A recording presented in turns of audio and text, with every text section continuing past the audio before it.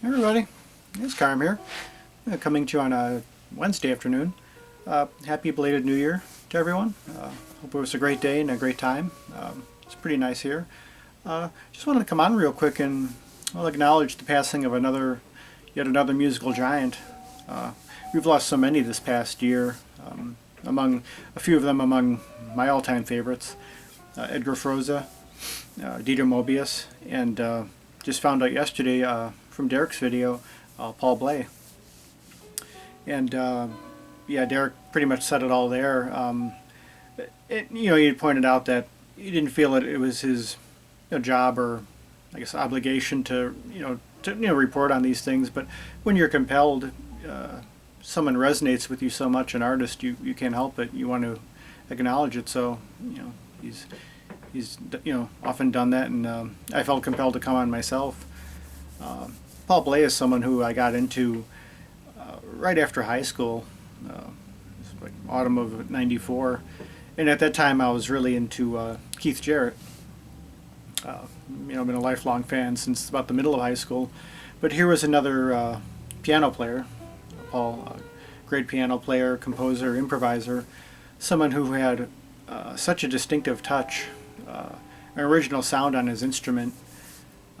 His touch, his phrasing, his pacing was just unlike anyone I'd ever heard.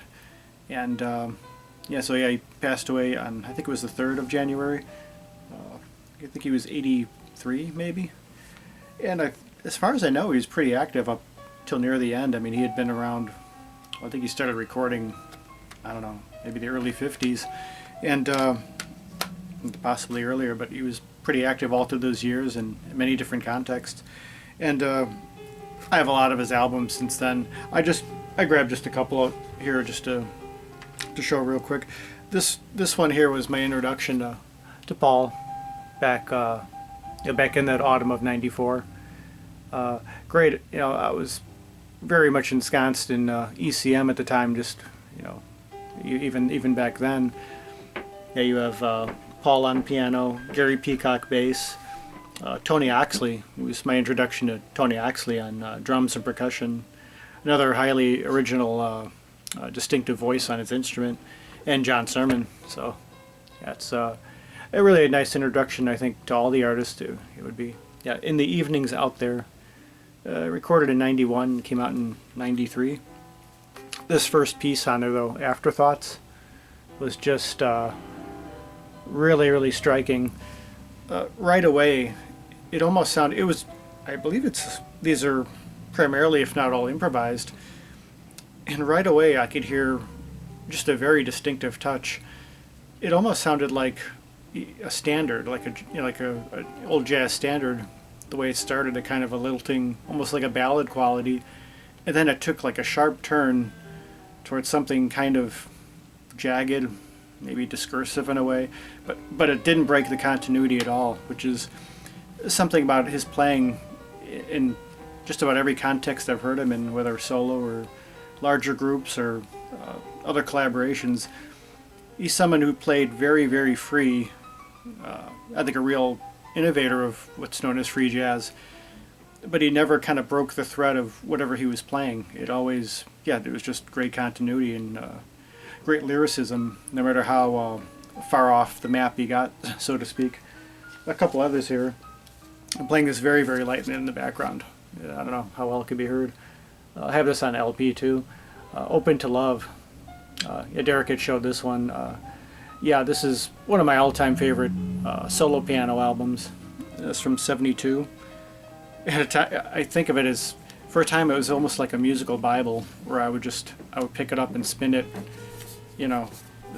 quite often. And I remember even putting it on cassette tape, recording it off the LP and playing it in the car. I don't know, I found it to be a really good car listen. And there he is at the time. A mixture of his own originals as well as Carla Bley, who he was married to, and Annette Peacock, who he was also married to. But he brings his own approach to these compositions, and did a great deal in introducing their music as well as his own. But he could play anything, and you instantly know it's him. Just Just a fantastic voice of his instrument. And Paul Bley group from is from '86. Really nice. The title of it is Hot, and it's a good indication here. It is a hot album. It's I think it's a live date. I listened to it maybe a few months ago. Yeah, live at Lush Life, New York City, 1985. You've got John Schofield on guitar, Steve Swallow bass, Barry Ulshow drums, old longtime collaborators, the rhythm section in particular with Paul Bley, going way back. And yeah, it's just another aspect of what he did. For some time, he was also into synthesizer in the early days when he was with Annette Peacock. I think they went on the road with. I think they were both playing synthesizer, and I have one of those somewhere. I'll have to dig. In a future video, I'll have to do a profile at some point, because I've quite a few of his albums. But that was an instrument he came back to, I think, every now and then. But he was primarily acoustic piano. But, yeah, Hot by the quartet.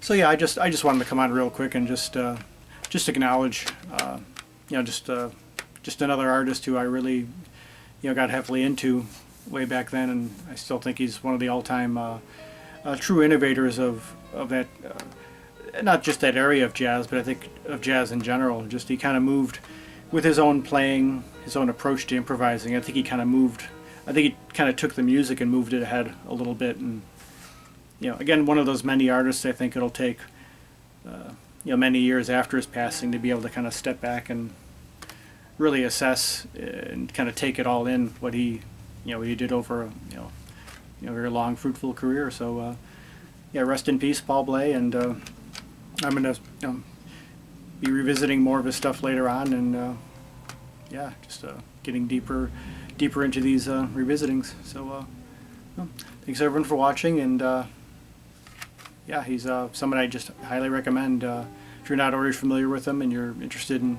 piano, jazz, improv, whatever, he's a great source. So well, until next time, hope you're all well. And, peace, love, and joy.